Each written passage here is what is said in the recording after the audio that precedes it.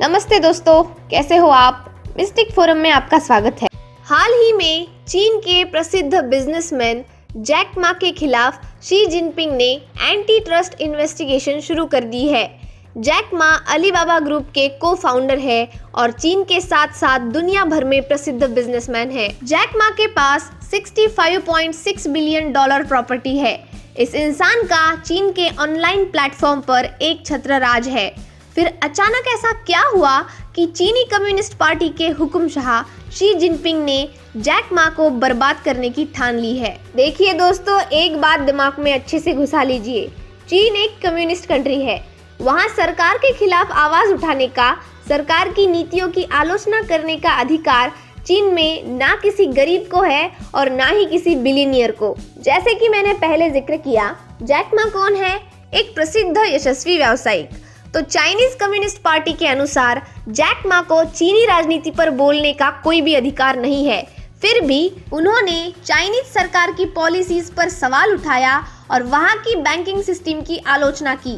अब आगे क्या होना था, गई ना भैंस पानी में। कम्युनिस्ट पार्टी के हेडक्वार्टर ने जैक मा की पूरी रिपोर्ट शी जिनपिंग के आगे पेश कर दी और उसके बाद शी जिनपिंग ने उनके हिसाब से हवा में उड़ रहे जैक मा को जमीन पर लाने की ठान ली और उनके पूरे बिजनेस एम्पायर की जांच करने का आदेश दे दिया गया। जैक मा के बारे में बताया जाए तो वो खुद एक खिलाड़ी किस्म के इंसान है। वो दुनिया के बाकी उद्योगपतियों से अलग है।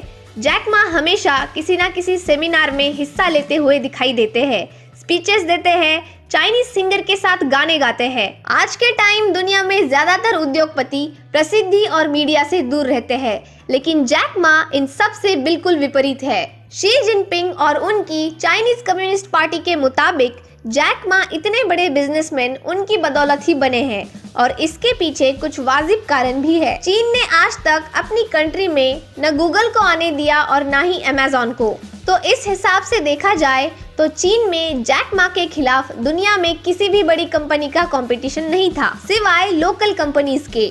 ऐसे में यहाँ ये कहना उचित रहेगा कि जैक मा की अलीबाबा ग्रुप सीसीपी के संरक्षण में ही बड़ी हुई है, क्योंकि चाइना में सभी कंपनियां सीसीपी के अंडर ही रहती है और इसीलिए वहां की राजनीतिक दमनकारी नीतियों से भी दूर रहती है। यहाँ हम आपको चीन का एक जिया यूटिंग का पुराना उदाहरण देते हैं। इनके राजकीय संरक्षक थे लिंग जिहुआ और ये लिंग जिहुआ सीसीपी के वाइस चेयरमैन भी थे। जिया यूटिंग की कंपनी ली.com का बाजार मूल्य था 200 दशलक्ष $। लेकिन हुआ ये कि लिंग जिहुआ के सत्ता में बाहर जाते ही जिया यूटिंग को चीनी सरकार ने और बैंकों ने एडवांस लोन देना बंद कर दिया। और बस इतना ही नहीं, उनकी पूरी संपत्ति बिना किसी वजह से जब्त कर दी गई। उसके बाद डर के मारे जिया यूटिंग यूएस भाग गए। एक्सपर्ट्स का मानना है कि जैक मा के उगते सूरज को शी जिनपिंग अस्त कर देंगे और इसमें कोई दो राय नहीं है। आगे जाकर शी जिनपिंग जैक मा के अलीबाबा ग्रुप पर पूरा कब्जा कर सकते हैं। जैक मा के खिलाफ जब से जांच शुरू हुई है तब से उनके कंपनी के शेयर्स तेजी से गिर रहे हैं। अब चीन का मानना यह है कि अलीबाबा ग्रुप जैसी चीन में आगे जाकर कोई भी बड़ी कंपनियां नहीं होगी, क्योंकि वो अपने अमाप धन के बल पर सीसीपी को आंख दिखा सकती है।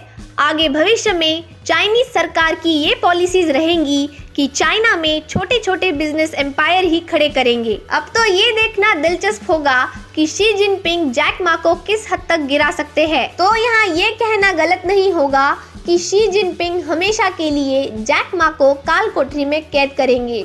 चीन ने हमेशा से ही अपने यहाँ की बड़ी बड़ी हस्तियों का मुंह बंद कर दिया है। इसका और एक सटीक उदाहरण है।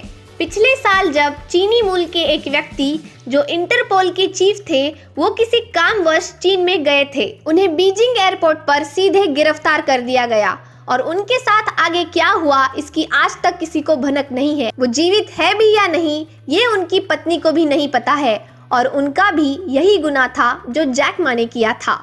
देखिए मित्रों, हम आपको ऐसे दर्जनों उदाहरण दे सकते हैं जहां राई का पहाड़ बनाकर ऐसे कई उद्योजकों की जिंदगियां चाइनीज सरकार ने उद्ध्वस्त कर दी है। हमारी ये चर्चा आपको कैसी लगी मुझे कमेंट्स में जरूर बताइएगा प्लीज।